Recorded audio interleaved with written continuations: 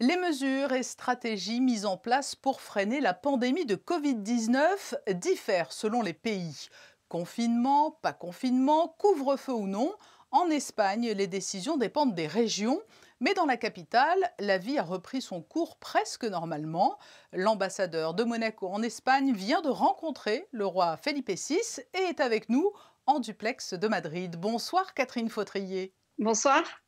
Vous avez été nommé ambassadeur à l'automne dernier et il y a quelques jours, vous remettiez vos lettres de créance. C'est toujours un moment particulier, un moment émouvant?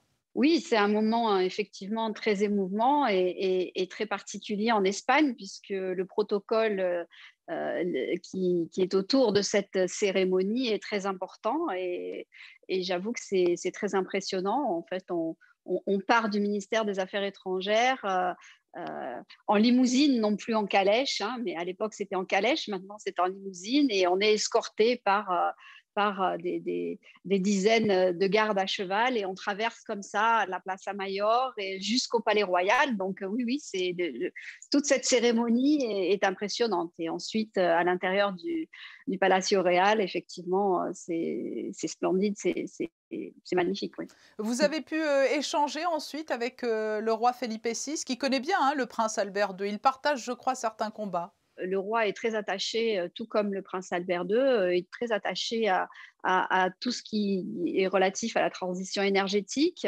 à la protection de l'environnement. Et il a souligné que la principauté de Monaco et l'Espagne pouvaient, à ce titre, collaborer de manière plus étroite sur tout ce qui est justement smart city, modernisation dans le cadre de la ville pour éviter toute la pollution urbaine. Sur le front de la pandémie, pour en revenir à l'actualité, comment l'Espagne traverse-t-elle la crise? Quelle est aujourd'hui la situation sanitaire tout d'abord? Elle est en nette amélioration depuis maintenant à peu près 3 semaines. On a un cumul de contamination, je dirais, qui est de moins 20 000 cas par semaine. Donc, c'est quand même très important. Les chiffres sont en baisse de manière générale, pas seulement au sein de la communauté de Madrid, mais dans d'autres régions espagnoles, ce qui fait que la plupart des régions aujourd'hui ont effectivement levé un certain nombre de restrictions. C'est l'économie qui a primé dans la région de Madrid? C'est l'économie qui a primé, évidemment. La présidente de la région a fait ce choix. Il semblerait maintenant qu'il n'y ait pas de corrélation entre la multiplication des cas et le fait que les restaurants soient ouverts. Alors, je parle pour cette partie-là, qui est la partie restauration. Je ne parle pas pour la partie des bars, mais pour la partie restauration, en tout cas. On l'a bien vu en Espagne, il y a des régions qui sont restées confinées complètement, où tout était fermé, et il n'y a aucune relation entre l'augmentation du nombre de cas et le fait que d'un côté ce soit fermé, de l'autre ce soit ouvert.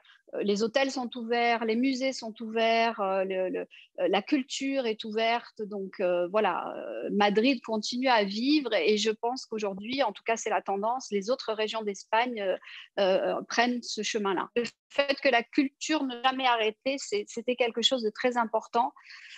En tout cas, pour la santé mentale, je pense, de tout le monde, ça l'est et je crois qu'on devrait suivre ce modèle-là. Oui, ça fait un peu écho à ce qu'il se passe aujourd'hui à Monaco. On dit que si la situation est sous contrôle aussi en principauté, c'est parce que les Monégasques sont disciplinés. Est-ce que les Espagnols, eux aussi, sont plus disciplinés? Les Espagnols sont extrêmement difficiles, en tout cas sur ce sujet-là, puisque, comme je vous le dis, après ce confinement extrêmement strict, ils ont bien compris qu'ils ne voulaient surtout plus être reconfinés. Et donc, on ne peut pas sortir, on voit bien, on se fait rappeler à l'ordre systématiquement si on oublie un masque, si on ne se désinfecte pas les mains en rentrant dans un lieu clos. Le comptage dans les boutiques, dans les restaurants est effectué de manière très stricte. Donc oui, on peut vraiment dire que tout est mis en place et tout est respecté surtout par les Espagnols pour que cette crise soit le plus rapidement possible derrière nous et qu'on arrive à reprendre une vie à peu près normale. Cela vous permet de parvenir à mener à bien vos projets, vos missions, puisqu'on le sait, hein, la diplomatie demande de l'échange. C'est vrai que la diplomatie, qui est quand même un métier extrêmement basé sur l'échange et le partage et les rencontres avec les gens, donc c'est encore un peu difficile, mais ça y est, on recommence à avoir des réunions en présentiel. On peut les gens sont un petit peu moins anxieux à l'idée d'aller rencontrer telle ou telle personne. Voilà, on sent que ça évolue vers le positif en tout cas. Catherine Fautrier, ambassadeur de Monaco en Espagne, merci pour ce témoignage en duplex de Madrid. Merci à vous.